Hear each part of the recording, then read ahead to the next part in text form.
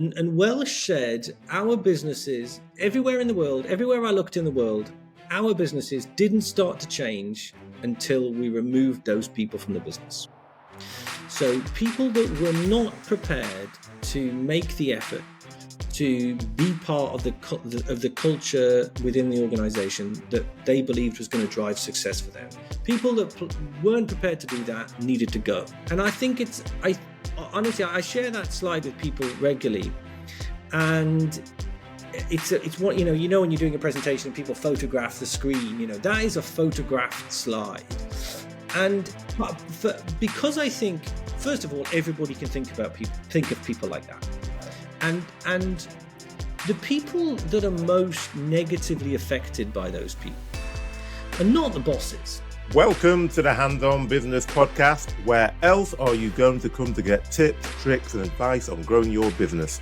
As you know, what people tend to love about this podcast is that it is a place where you can hear real business leaders discussing systems, methodologies, and strategies that they have used to help them catapult growth in their business. So I'm your podcast host, Hakeem Adebiyi, and I've grown several small businesses to multi-million-pound enterprises and noticed that there wasn't really a place that focused on where I was, i.e. growing a small business. All of the content that seemed to be out there was about big business and often just a lot of theory and no practical implementable advice, which is exactly why I set up this podcast. So take a listen, enjoy, and start implementing the strategies that you hear on the podcast. Happy listening. They say that change is as good as a rest. But I'm not sure that anyone who's been through any kind of significant business change would necessarily ascribe to that sentiment or that statement. However, what I think they'd all agree with is that change is constant, change is necessary for growth, and change needs good leadership to be successful. So it's obviously therefore a real pleasure to be joined today by the author of No Bullshit Leadership, which is actually one of my favorite business books and also Business Book Awards winner of 2020, I believe. And when I had him on last year, I actually said that once he released his next book, he had to come back to talk about that. And hence Chris Hirst is here to talk about No Bullshit Change, his most recent book. Welcome back, Chris. Thanks very much for having me. Delighted to be here. I think that is a great intro. I'd never thought about change is as good as a rest before. I think, and not when it comes to business, I think. No, I don't. Yeah, I don't think anyone who's going through change or has been through change would agree that it's as good as a rest, because as per your book, there's a lot that goes into it.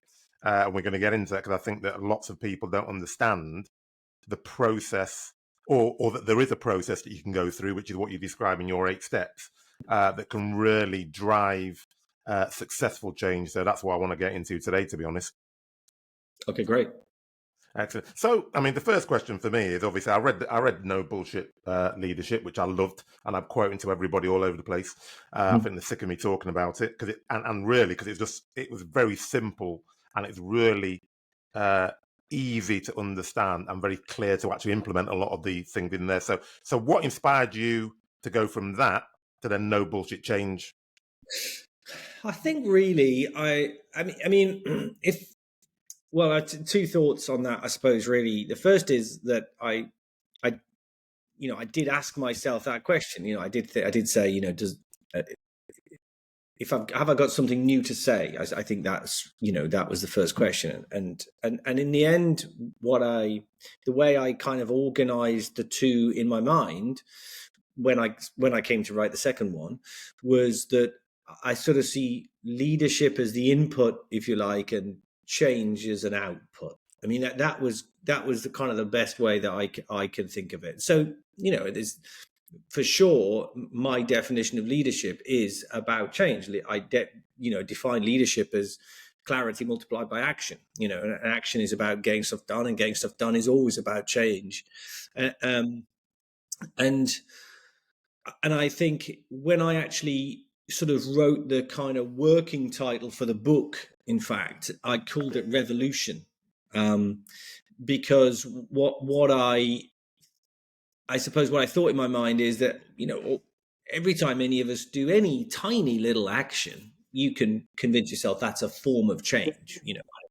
You can run a company and you can Put better sofas in reception, right? I mean, that's change, but it's not exactly, big strategic change. So what the book is really about is when you need real discontinuous change. There's all leadership is about change, but sometimes what has served you to this point, whether that be in terms of your products, your behaviors, your culture, whatever it is, there's some points where what has served you to this point just aren't fit for purpose into the future. So when you reach those points of what I think of as discontinuity, when you need a discontinuous change between the past and the future, what do you do? And that's what the book is about, really. And briefly, the second observation, just sort of as a FYI, really, certainly in my case, when you write a book for the first time, you just think, I'm just really excited to be publishing a book, basically. And what I did at the end of the first book is I actually put a chapter in, I think, called Change, and that's a sort of a one chapter little précis. And if I had my time again, I actually wouldn't do that, because I think it was kind of didn't quite fit with the narrative flow of the first of the book. And second of all, it's just, I felt ultimately way too big a topic to try and squeeze into, whatever that was, 3,000 words. So I felt like I hadn't really done it justice. And so hopefully I did that second time around. No, yeah, I think you definitely did. And there's lots of stuff to get into on that. And this is probably out of order in terms of the order that I was going to discuss it. But one of the things that really resonated with me, actually, was about when you talked about the environment and changing the environment. And the reason why I'm bringing that up, I was at a networking meeting on the weekend. And one of the guys I was talking to is in FMCG and he's dealing with Tesco's, and you had that little example about, and he's basically complaining about how dealing with some of these bigger retailers is very difficult. And I was actually again quoting your book and talking about how you discussed about how they change the environment so it puts the seller on the back foot and puts them in control. So you could just talk a bit about that, because I don't think many people think about changing the environment when they're talking about change. Do you mean like the cultural environment, or do you mean the physical? The physical, yeah, the physical environment. Yeah, well, I'd give you I'll take a step back to my own personal example, or at least let's say a personal mistake, right? I mean, a lot of us learn most from our mistakes. So I remember quite a while ago now, I worked for this business, and it was a bit of a crappy business, if I'm honest. And it was a crappy business, and it was in a crappy building. Okay, and the building was very, old and unloved, and we got kicked out of that building, basically. So we had to move, and so we moved into a fantastic building, and we moved into this building, and it was a lot more pleasant. The environment was a lot more pleasant to be in, a lot more modern, nicer part of town, all that sort of stuff. But it became apparent to me, not just to me, but to us as a leadership team, about 12 months after we'd moved into the new building, what we'd done, and I think this is quite common, what we'd done is we'd basically taken all of the same behaviors that we'd had in the crappy old building, right? And we just picked up all those behaviors, all those patterns, where everybody sat, how everybody interacted with each other, all that stuff, and just plonked it down in a nicer building. So we were doing all the same things in marginally better surroundings. And it struck me that what a massive missed opportunity it was to not just move to somewhere nicer, which is always a nice thing to do, but we didn't use that as a strategic opportunity to change our business and change how we behaved and how we interacted and all those things that go up to make a business. And so we effectively almost had to move buildings twice, because a year after we moved into this building, we said, hang on a minute, we've totally missed a trick here. We can completely, we should be thinking about the kind of business we want to be, and how the environment that we're in can help us be that business. And I think that's a really common mistake, frankly, because I always say that you can walk into a building, into any business, and I think this is true.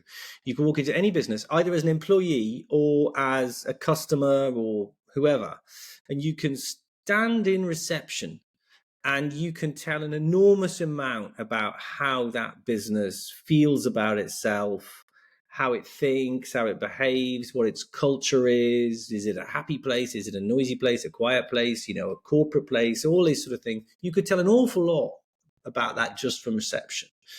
And and I think that's quite and often we do that quite instinctively without thinking about it. And to me, the sort of thought experiment that leads me to is, if that is true, does that mean that you can kind of change your business a bit just by changing reception? Just by changing that first impression? I actually think you can. And so I think that the nature of the environment that we work in, do you have offices? Does everybody sit in offices? Is there a kind of a corporate floor?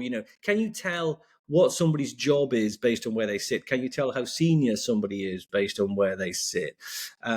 What are the lots of places where people can meet and interact? Are there a variety of different environments for people to have different types of meetings, different types of interactions within? Does everybody just sit in long rows at their desks with headphones on? I'm not particularly making a value judgment here about whether some of those different types of things are good or bad. I mean, I know the kind of environment I personally would like to work in, but that's only me. What I am saying, though, is a lot of organizations don't make conscious decisions about the kind of cultural organization they want to be, and the way that the environment can accelerate, improve, facilitate that, or that the environment can hinder that. So I'll give you one favorite example of mine, which is seating plans. Nobody talks, you go to business school, nobody talks about seating plans at business schools, right? I mean, that, you talk about before we started, we were talking about business and economics and stuff like that. Nobody talk, you're not going to talk about seating plans in business A level.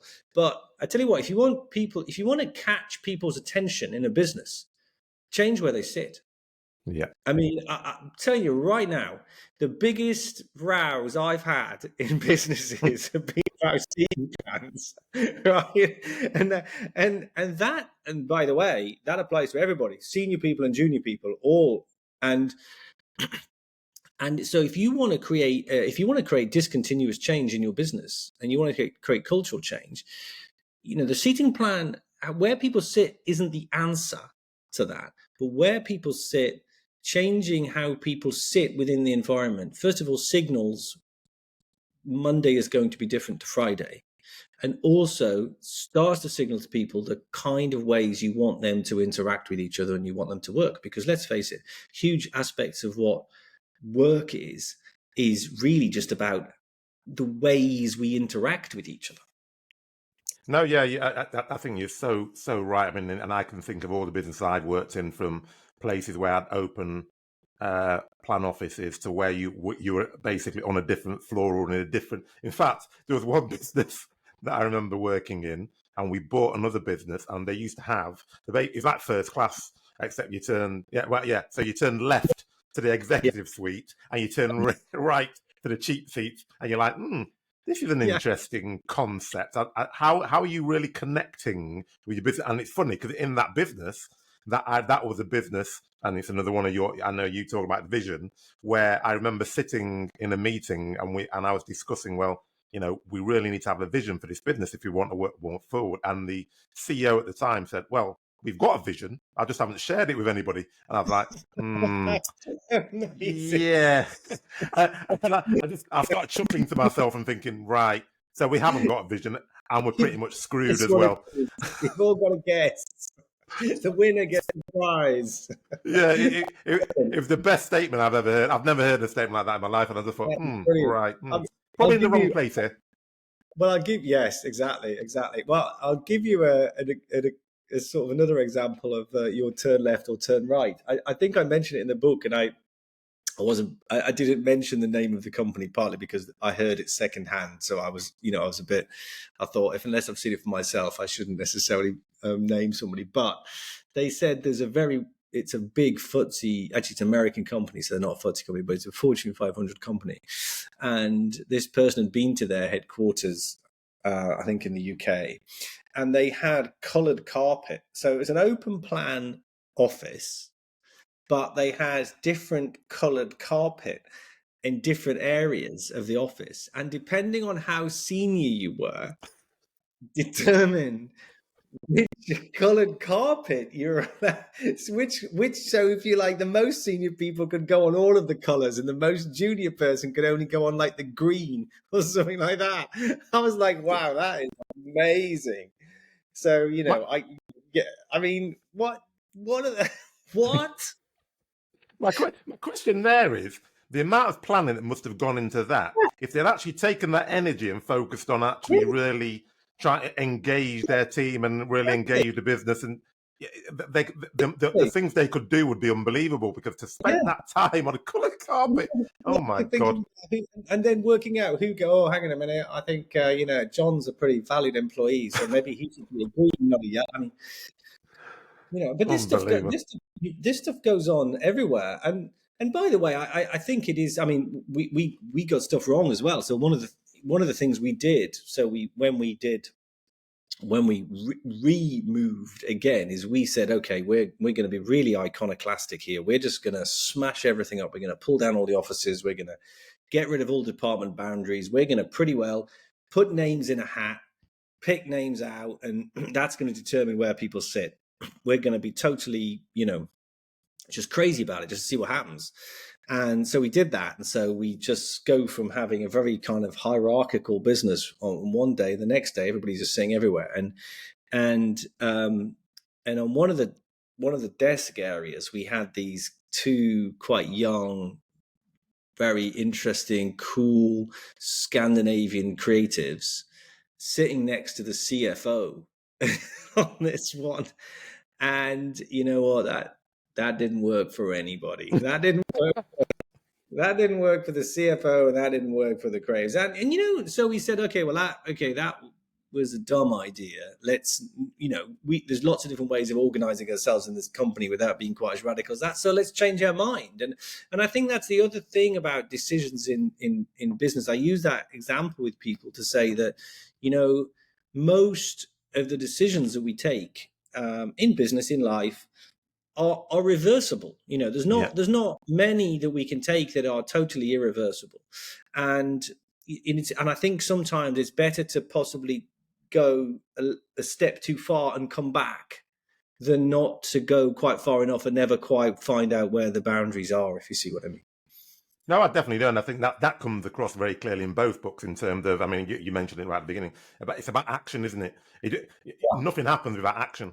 And you can procrastinate for ages because, in your example, if we put the names in the hat, what happens if everyone's upset? So you then don't do anything. It's much better to actually take the action, because you can then, as you said, you can reverse it. You can take another piece of action, which then you say, all right, that didn't work, so let's do something different.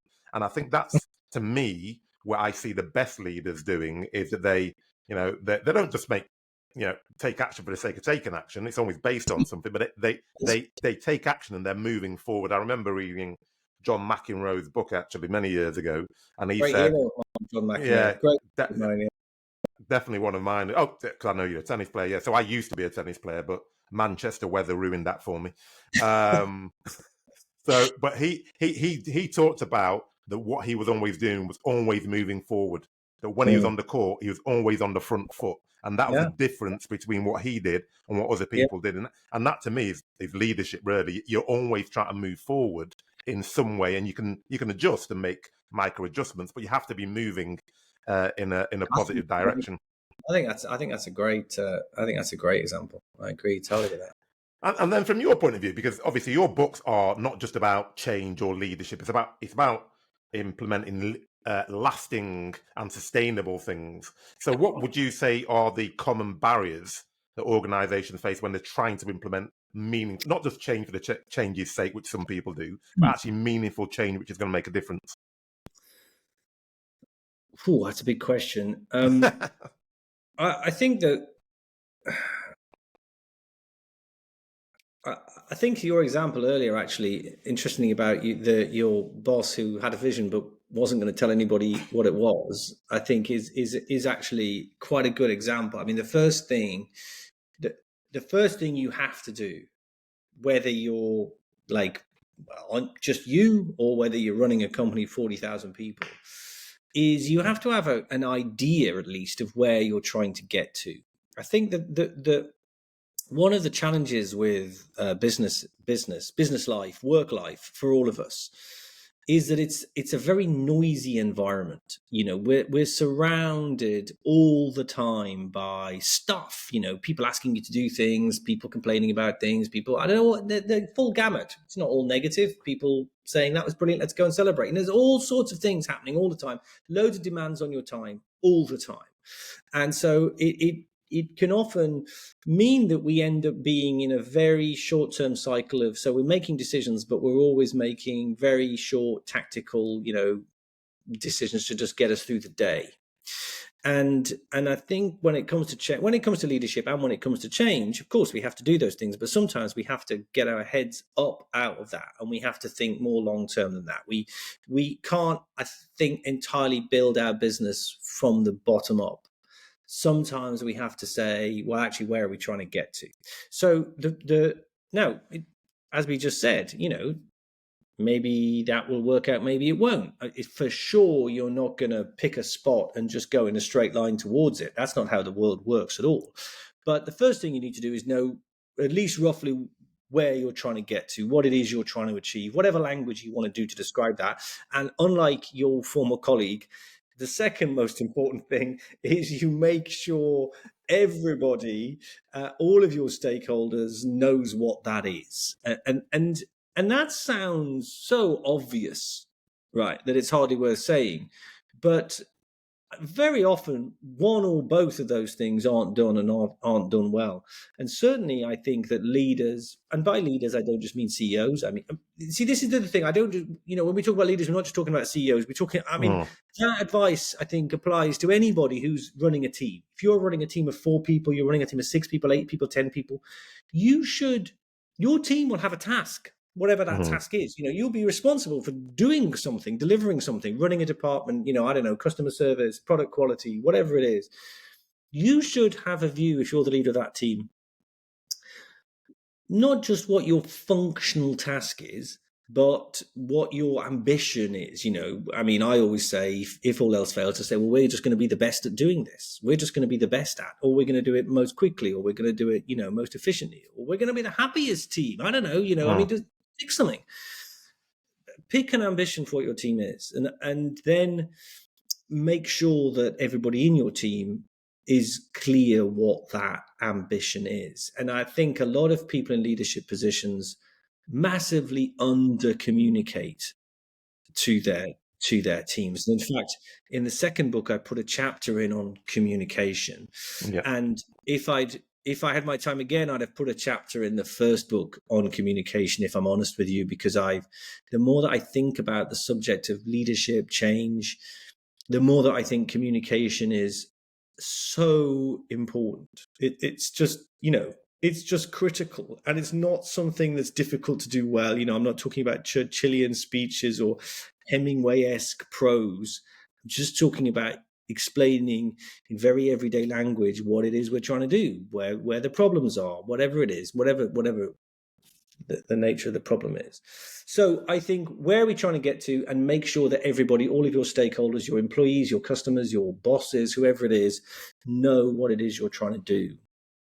I think those two things are obvious but critical, and without doing both of those, I think it's going to be very difficult to get. Well, obviously, it's going to be very difficult to get anywhere. And your book always makes it sound so simple, because as I'm reading through the book, I keep thinking, I could have, when I was at that company, could I have done this and could I have done that? And one thing that really jumps out of my mind, because obviously there's always barriers, and it was about the first 5. Can you just explore a bit more about that for our listeners who haven't read the book? The idea of the first 5. Yeah. Yeah. So this is an idea that. So this is an idea I think that's particularly relevant, not uniquely, but particularly relevant if you're newly joining a team or an organization. I think it's most relevant in those situations, but I think you can apply it on a far more everyday basis as well. And this is the idea that when you want to create real discontinuous change. Let's imagine a situation, you're put in your new job, you're starting on Monday, and you're running a big team or you're running a company or something like that, and you've got a big challenge ahead of you. So, and you know that, so you're starting on Monday. Now, the problem in businesses is, with the best will in the world, things just take quite a long time to get done. You're only one person, so with the best will in the world, it just takes you quite a long time to get going. Even hiring people, even if you think, well, wow, I know I need to hire somebody to do job X, it could take you 9 months to find that person, them to work their notice period. That's nearly a year. So you've been there a year before you've even got a person in place. So my whole thing is with change is really you need to get as fast a start as you can. And one way to get a fast start is to identify what I call a group of people that I call a first 5. And to be honest with you, it alliterates. It could be first 4, it could be first 6. It doesn't have to be 5 people, right? But 5 seems like a reasonable number. And that's about creating, almost in my mind, like a gang, or a crew, more than it is a conventional team. And that's a group of people that you identify, that you put in place as quickly as you can. And they might be people you bring in with you that you've worked with before. They might be people that you identify already in the organization that you identify when you join or when you're already there, or a mix of both. But it's a group of people that are like-minded. So you literally people you like, people you trust, people that you feel you can be vulnerable with. And I think that's quite a hard thing for leaders. Leaders don't like saying things like, I don't know, or I've had a shitty day, or I'm upset, or all these kind of things that these human emotions that we all feel all the time. And you need outlets for that sometimes. You need sometimes you need somebody that can just go and put their arm around you and, I don't know, take you to the pub or take you, I don't know, for a sandwich or whatever it floats your boat. So people you trust, you like, you can be vulnerable with. Crucially, people that you know and trust as practitioners. So that they can lead by example. So they're not people that are going to sort of stand on the sidelines and tell everybody to do it better. They're going to be at the front doing and leading by doing. And in my mind, it's kind of like an ink dot strategy. So if you go into an organization, you've got 5 people who you trust, who you like, who you know are hardworking, who are good practitioners, you have this multiplying effect where those people can sit in different parts of the team or different parts of the organization, and that they are going to be, without question, pushing in the same direction as you. They've got the same values as you. They want the same thing as you. And if you can find that those, like I said, I pick 5, but if it's 3, it's 6, whatever.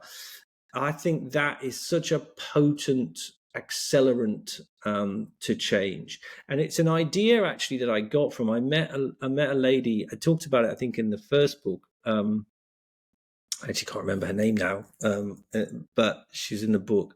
And she was a teacher, or I think she was a deputy head teacher at at what was now a very good school, but at the time was a very bad school somewhere in East London. And she'd been brought in as part of literally a classic change management team. How can we take this failing school and turn it into a great school?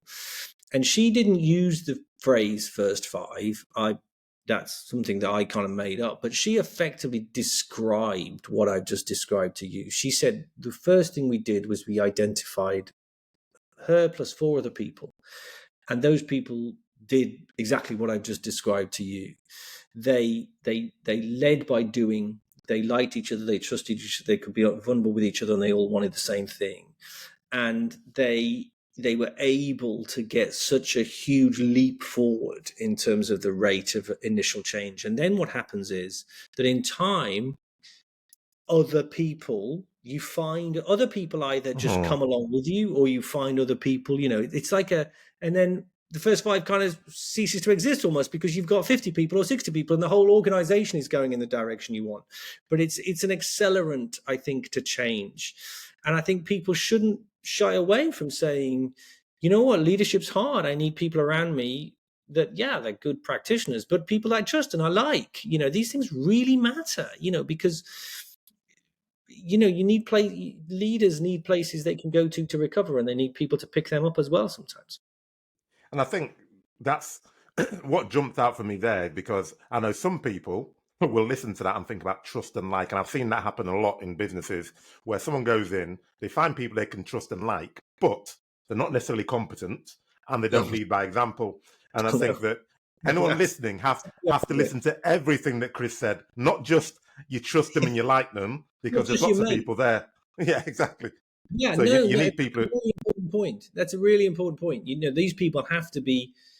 Well, look, I mean, the fact is, if the people that you've got around you aren't any good, you're going to fail as a leader. I mean, you are. I think, by the way, a great example of this is Premiership football managers. So if you look at, and it may be other sports as well, but it's very obviously it's a very high profile sport. If you look at when new managers go into clubs, they almost never go on their own. Yeah. I mean, the days of a club hiring some guy and him just turning up in his tracksuit and calling the lads together. Come on, lads! Those. We all know those days are. The Alf Ramsey days, whatever, long gone. They turn up now with big groups of people around them. They turn up with people they've worked with before.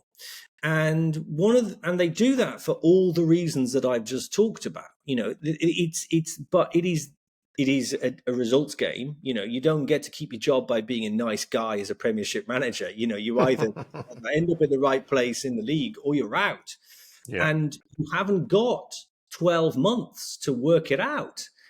You've got to basically, you get hired, and the managers that get hired this summer, if they lose the first 4 games of next season, people are going to be, the columnists are going to be writing, by the middle of October, have they hired the wrong person? And we can, and so these people bring their first 5 with them. They bring assistant managers, nutrition people are experts in the recruitment market, whatever works for them. But they know that they just haven't got time. They haven't got 12 months to sit and work out what their vision is and communicate it and get to know the players and all, and the fitness. They just haven't got time. They're going to get hired in June. The season starts in whenever it is, August, and they've got to start winning on day 1. And I think that's a pretty good analogy for how leaders of change in business need to think as well. Particularly these days, business cycles are so quick. Whatever people tell you in the interview, you haven't got 18 months before. Definitely not. Before you start seeing results. So to extend that out a bit as well, because I saw that you posted on LinkedIn about Jack Welch, and that was obviously in your book, and he's quite a contentious figure. I've read his book, and I loved it actually. Yeah, and I thought, I started thinking, this is great. Then I met a few people from GE who had slightly different views, but anyway. But he was polarizing in GE. I mean, you meet people. Some of the people that worked for him absolutely loved him, and some of the people really didn't. Yeah, well, I think you knew where you stood, didn't you? And so. And this is coming down that first 5 type of route in terms of getting people around you that you trust but are competent, because he has the 4-box matrix, and obviously everybody in consultancy loves the 4-box matrix. So just talk to us about that. But basically, the heart of what he said is you can divide the organization into four groups of people. You can divide them into people that get the culture and deliver results. Those are your, those are your superstars. He said, for those, sky's the limit for those people. Yeah, no problem. He said, at the other end of the spectrum, you've got people that don't get the culture and don't deliver results. Well, you know what? I fire those people. And I mean, that's sad. People always wince when you use that word out loud, but the fact is, that's probably how it should be, right? Because if I want to push on in my career, I want it to be a meritocracy. And then you've got two other boxes. Box one, you've got gets the culture but doesn't deliver results. Now, Jack Welch has got a reputation for being a really kind of hard-nosed, businessman, and I think a lot of people would think, doesn't deliver results, gets the culture, he fires those people, but he doesn't. He said, I coach those people. So in a sense, he's putting culture in the short term ahead of capability. He's saying, I'm going to give those people a second chance. If they get the culture and they're prepared to work hard, I'm going to coach those people. I can make a success of them. Fantastic. And then there's the final box. The final box is delivers results but doesn't get the culture. And what do you do with these people? And I think this is really the other three boxes are sort of window dressing to get to this one box, because all of us in every company we've ever worked in know people who appear to be delivering results. Their clients like them or whatever it is, but people don't like them. I'm going to use polite language. We can all think of more less polite ways of describing people like that. And what do you do with these people? And Welsh said, our businesses everywhere in the world, everywhere I looked in the world, our businesses didn't start to change until we removed those people from the business. So people that were not prepared to make the effort to be part of the culture within the organization that they believed was going to drive success for them, people that weren't prepared to do that needed to go. And I think honestly, I share that slide with people regularly, and it's what when you're doing a presentation and people photograph the screen, that is a photographed slide. Yeah. And because I think, first of all, everybody can think of people like that, and the people that are most negatively affected by those people are not the bosses, not really. Because it's not my work and my work that person is stealing. If I'm the boss, it's not my work that person's stealing, or it's not they're not taking credit for things I did. It's their peers. It's their peers and colleagues who they're screwing over, frankly. And it's those people that are being held back. It's everybody that's being held back by the people that won't fit in the culture. And what he's really saying is that in the long term, culture wins. So he's a money man. I mean, you've read his book. He's a money man. Yeah. GE was the biggest company in the world. He was about delivering shareholder value. Whatever you think about that, that's what he was. He made a lot of money for the shareholders of his company. So the only reason he would say that we need to get rid of those people is if he felt people that short-term deliver results but weren't prepared to fit within the culture. Ultimately, he's saying those people hold our business back. He's making a business argument for the power of culture. And that's why I think that's an important slide. But it's the simplest, for me, it's the simplest, most potent way of thinking about why culture matters, not just in terms of it makes it a nicer place to work, but why culture matters in terms of driving the business forward. But it's really illuminating when you're just thinking about, because as you said, everybody can think of somebody like that. And I think in a business, and I'm in pharmaceutical, I built my business in pharmaceuticals and pharmaceutical sales.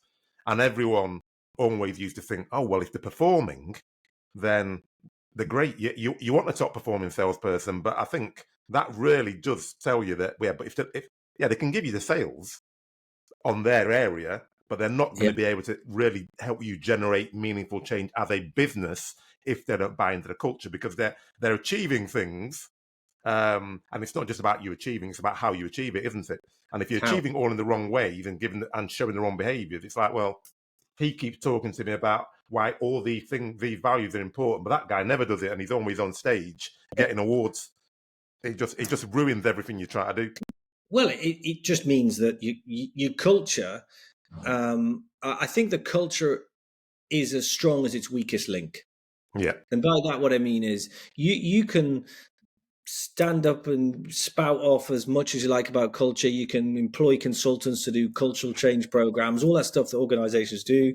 But if some people, I mean, look, people are all different. I'm not arguing you're going to get complete homogeneity, and you don't want complete homogeneity. But if there are powerful, influential individuals who very overtly and obviously behave completely contrary to the way that the organization says that it wants everybody to behave, then ultimately nobody will follow. Nobody will. Everybody will look at how successful people in an organization behave, and they will copy their behaviors. And you have to make and ultimately what Welsh is saying is that one individual might deliver results, but their behavior massively undermines everybody else's ability to deliver results. No, 100%. And so just on that, because obviously you talked about leadership not just being the CEO, not just being the executive suite, the C-suite. So if you are in a business and you're sort of like, let's say, a regional manager or a manager, how do you manage the culture if the culture of the ownership is, let's say, toxic or not really a good one? Just for example, let's just say it's toxic.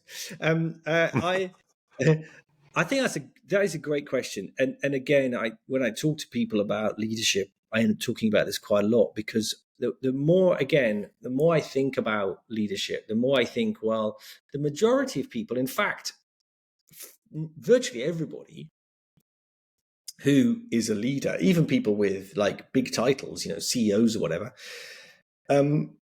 they've also got a boss. I mean, nearly everybody has always, through their whole career, got a boss. And even if you're like a FTSE 100 CEO, you've got shareholders and the chairman and the board. So everybody's got a boss. So that's the first thing to think about. So the first thing to think about is everybody's leading from the middle, is how I think about it, in a way, leading upwards and downwards. Now, I think the way to think about culture is that even in organizations that have very strong, very good cultures, there is never a completely homogenous culture across an organization. Just never. And we know that because, I mean, a silly example is, is obvious. If you've got this really fantastic company that's got a fantastic culture, and you've got an office in London and an office in New York, or an office in Paris and an office in Berlin, the culture in those offices is going to be different. It's common sense that it's going to be different, right? I mean, London and Manchester, okay, it's going to be different. So it is. And we also know, because we've worked in organizations, that you can be in the same building and you can have two different teams. I mean, I spent most of my career in advertising, and I used to think, how can we have all of these clients, and we have some clients that absolutely love us, they think we're great, and we have these other clients that think we're absolutely rubbish and useless. How can that be? And of course, part of the answer is that the teams that are running those businesses are different teams. There's different cultures within those teams. And so the way to think about culture is it is the behavior of leadership. So whether you run a team of 4 people or whether you run a team of 4,000 people, you are the single biggest cultural influence with the team you run. So quite often, every team, if there's somebody listening to this and you run a team, you will determine the culture in that team at least as powerfully as the CEO, who might live in a different country. I don't know, the CEO you never see. You will be the most important person in the culture in that team. And quite often I talk to people about culture, and people go, yeah, I know culture is important, but people see culture as a thing that's bigger than them. They see it as which is sort of implicit in your question. It's this thing bigger than me that I can't do anything about. And the reality of it is you kind of can't do much about the culture that exists outside of your team. But I mean, you could play your part. I mean, I'm not saying you're totally powerless, but you are a primary driver of the culture within your team. You can't completely isolate it from the outside world. And all organization cultures are really sort of a kind of a made up like Lego bricks, really. They're really a kind of an aggregation of all the individual cultures within them. But you are the single most important determinant of the culture in your team. And in reality, I've also come to the conclusion that there aren't an infinite number of ways to create great cultures. I don't think there are. I mean, you could go and do these culture change programs, and people will sit around and say, well, what values are we going to come up with? And that's all fine, and you can do that. But the fact is, in every company, everywhere, culture is just about people. And people are pretty well the same everywhere. And the things that people want from work and they want from their colleagues, and the kind of things that accelerate our progress and all hold us back, are the same. The levels of trust, the levels of support, the levels of security we feel, the levels of autonomy we have around how we work. These things are universal, and the more trusted or supported and confident we feel, for example, the better we're going to perform. People want autonomy. People want to be able to work in a way that suits them. The less autonomy you give somebody, actually, the less fulfilled and the less productive people are at work. Getting the levels of autonomy right really matter. But these are universal truths in my mind. So people shouldn't spend much time at all faffing around trying to work out what their values are. Really, what they should do is go, actually, the things that people want from work and the things that accelerate people's progress or hold them back are universal. We should understand what those are and focus all of our efforts on creating an environment that does that. No, I think that's very good advice, because I think you're right. That I really like that statement that most people are managing from the middle. Because I remember when I was very much younger, all my desires, when people said, "What do you want to be?" Even when I was like 28, I want to be a managing director of a small to medium sized pharmaceutical business. And I remember when I became a sales director, and I worked for the managing director, and I was looking at him thinking, he just works for the board. There's not really a great deal of difference between him and me, because he was getting his targets sent to him. He was having the meetings with him. He's having his appraisals done. I think, there's not really a great deal of difference between actually being right at the top, as you see it, and then in a different issue. And I really, even when I was, when I was like a regional manager, I remember my boss used to say to me, exactly as you've just said, that you are a leader and you need to create a vision for your team. Yes. And you need to manage your team and create the culture for that team, whatever else is going on, because you are the most important person in that team's, working life at the moment. So I've really seen that work in practice, actually. And that's pretty enlightened of him, because I think most bosses don't say that to the people that work for them, and yet the irony is that for any of us to succeed, for you to succeed, for me to succeed in any job, we need leaders working for us. Most people in leadership positions have a boss, and they also have leaders working for them. I mean, that is true for, most, let's say, people in middle management in an organization. Yeah. It's true. And so that's why I think organizations, they see leadership or like leadership training and stuff like that as something that, when you get to a certain level or a certain job title, we'll start talking to you about leadership. And it's crazy, because what organizations should do is they should have a narrative through the organization of what that company thinks good leadership is. And it's not it's not a difficult question to answer particularly. It's an important question to answer. It's not necessarily easy to do, but it's not conceptually difficult. But they have to have a conversation about what great leadership does. How do great leaders behave? Well, one of the ways that great leaders behave is exactly what you just said, which is you create an environment so that so that you in turn create great leaders, because that's good for the company, but it's the best thing you can do for your own career. The best way to accelerate your career is to have great leaders working for you. No question, 100%. without hesitation. Yeah, 100%. So I could talk to you all day, but I know we're coming to the top of the hour. So I've got two last questions. The first one is, I can't let you go without you explaining. Now I don't know how to pronounce Schwerpunkt, because it's all about. Oh, yes. Yes. So that's all about, obviously, focusing, because obviously when people want to change, they don't want to change everything at once. So just Yeah. explain the idea of Schwerpunkt.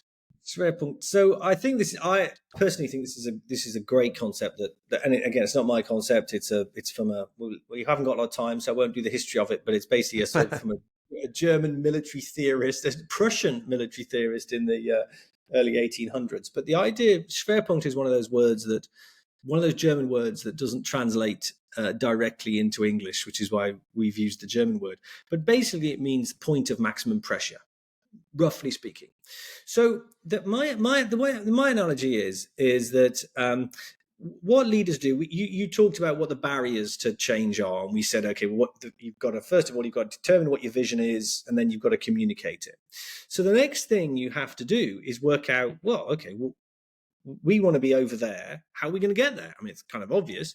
And what happens is in business, as we said earlier, it's a very noisy environment. So you have tons and tons and tons and tons of demands on your time. And all of those demands are kind of reasonable, right? I mean, or certainly a lot of them are. You think, yeah, all those things seem quite important.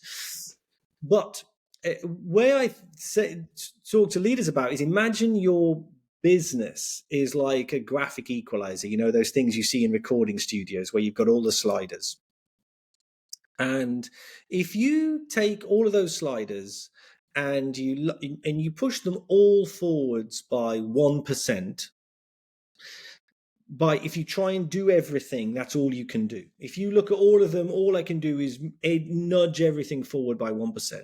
The fact of the matter is, you're not going to be able to hear any difference in the music at all. It's going to sound exactly the same. But if in a work environment it takes a lot of time and effort to move. I mean, 1% often is quite a lot at work to move things forward, right? Schwerpunkt is about saying, I'm going to choose the one thing, perhaps one or two, but let's say one thing, that I am going to move that slider right from the bottom all the way to the top. I'm going to leave all the others exactly the same. I'm going to choose one. I'm going to move it all the way to the top.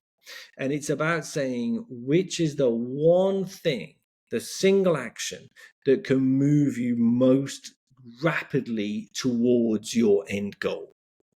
Now, I think it is in some ways a sort of fancy way of saying prioritization, and everybody understands the concept of prioritization. But let me tell you what I see happen all the time with leaders when it comes to prioritization.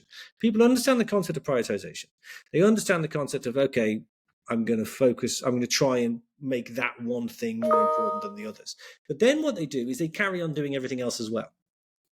And the most important part of prioritization is, what are you going to stop? And that's quite hard to do, because in business, all those things that you decide, well, we're going to not put much effort at all behind those for a while, they've all got stakeholders attached, and you've got people in your ear telling you they're really important, and it's that stuff to do. And that's why communication is really important.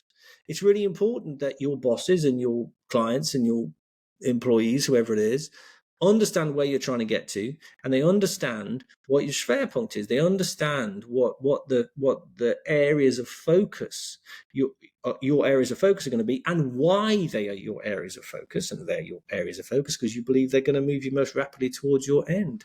And so I think that is how to think about, if you like, revolutionary change. Which is about, you just never going to get there if you just keep trying to do everything all at the same time, because we're all already busy. We can't work any harder, right? So we've just got to work differently. So that then leads me on to my penultimate question, and you've answered them. But out of your book and out of this podcast, if there's two or three things that you think actually make the biggest difference, and you want to leave people with, so that they forget everything else, and there's three things, what would those three things be? Sorry, I think that's the alerts on my email. I apologise. Yeah. That's a good question. Right. So I would say I'm going to give you two answers to that question. The first from the first book, and the second, well, from the second book, or certainly from both books. The first is, I think, understanding what leadership is. So for me, I wrote an equation, what I call the leadership equation. Leadership impact equals change. Sorry, start again. Leadership impact equals clarity multiplied by action.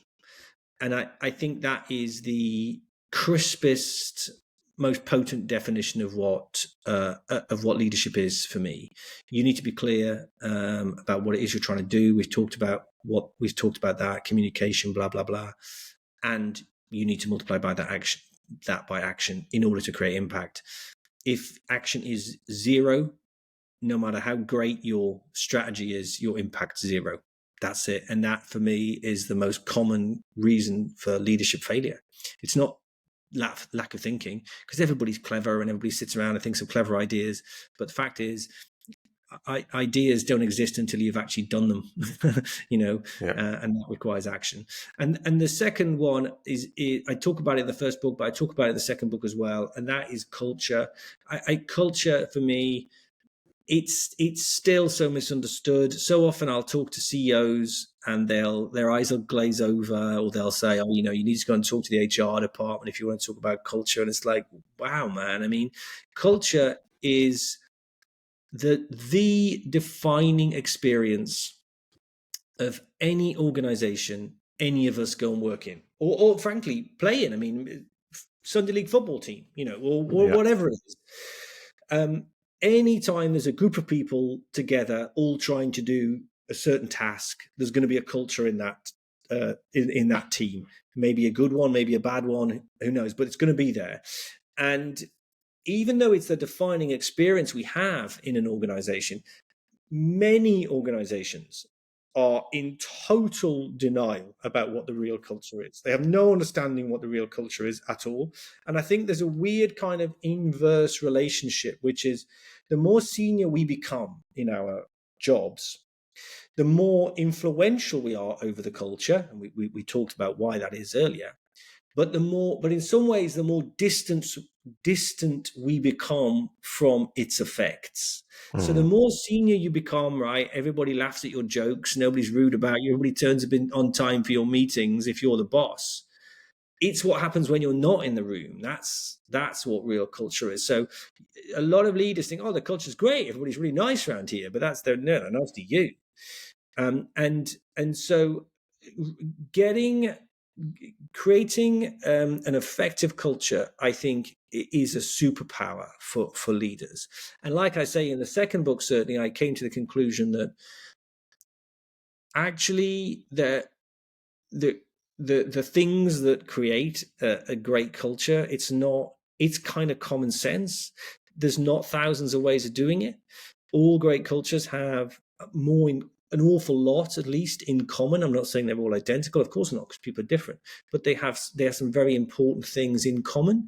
And what leaders should do is focus on those, because in every job, everywhere, it's all about people, or nearly every job, it's all about people.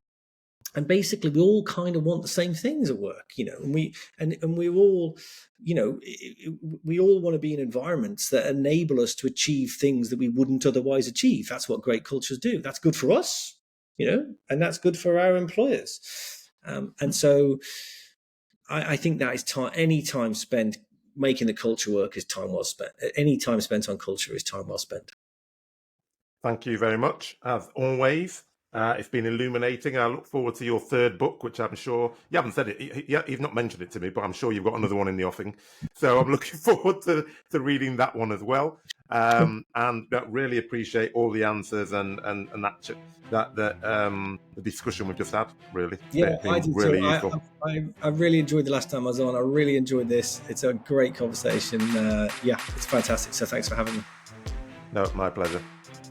Another great episode with Chris Hirst, and I will simply say, if you haven't read no bullshit leadership or no bullshit change, then obviously go and listen to both my podcasts on that. But go and buy the books. You won't be disappointed. And the key thing that I always take away from Chris is how simple he makes leadership, how simple he makes change. And more importantly, he just talked about taking action. And remember, if you remember nothing else, that leadership is clarity times action. If you have no action, you have no leadership and you have no change. Thanks very much for listening. And if you want to pick up the show notes, head over to the salesaccelerationformula.com/podcast-show-notes, and you'll be able to subscribe to our mailing list and get show notes for every single episode. And as always, subscribe, like and share with your friends, colleagues and anyone else who you think may be interested. But most of all, keep the feedback coming so that we can continue to improve and give you more of what you like. Hope you enjoyed this as much as I did, and as I always do. Keep listening and keep growing.